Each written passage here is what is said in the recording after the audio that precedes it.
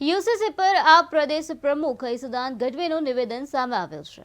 પરંપરાગત સંસ્કૃતિ પર યુસીસી એક તરાપ સમાન કાયદો છે તેવી વાત કરવામાં આવી.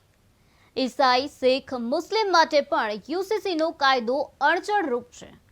હિન્દુ મુસ્લિમ કરીને કે વોટ બેંકની દ્રષ્ટિએ જોવી યોગ્ય નથી. આ પ્રકારની વાત ઈસુદાન ગઢવીએ કરી છે.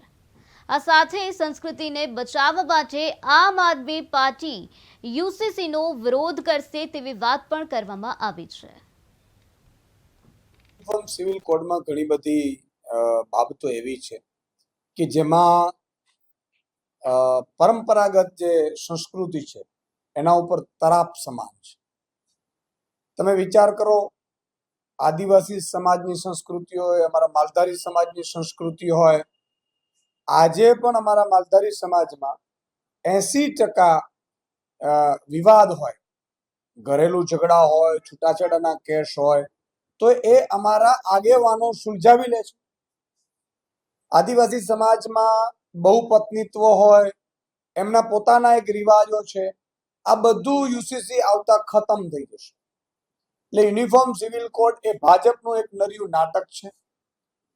તમે જુઓ કે ઈસાઈ છે, ક્રિશ્ચન છે, શીખ છે, મુસ્લિમ છે, આ બધા માટે આ યુનિફોર્મ સિવિલ કોડ છે એ ક્યાંક ને ક્યાંક અડચણરૂપ થવાનું છે. આદિવાસી સમાજ ગુજરાતમાં એની 27 સીટો છે. ભાજપ એ 27 સીટોમાં ઘૂસી નહીં શકે જો યુનિફોર્મ સિવિલ કોડ લાગ્યું. અમારા માલધારી સમાજ ને પણ આ અસર કરતું છે. એટલે ભલે અત્યારે કમિટીઓ રચી છે, મારે કમિટીને વિનંતી છે, રંજનબેન જે કમિટીના આગેવાન છે, તમે કીધું એમને મારી વિનંતી છે કે આના એક એક પાસા ઉપર તમે વિચાર કરો. આજે દરેક સમાજની પોતાની એક સંસ્કૃતિ છે, દરેક સમાજ છે. આપણે ભારતીય સંસ્કૃતિમાં આ બધા નહીં તો એક કોર્ટમાં કરોડો કેસ આવશે, ક્યાંથી તમે પૂરા થઈ શકશો?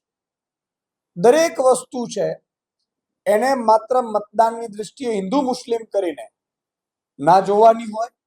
જુઓ, યુનિફોર્મ સિવિલ કોડમાં ઘણી બધી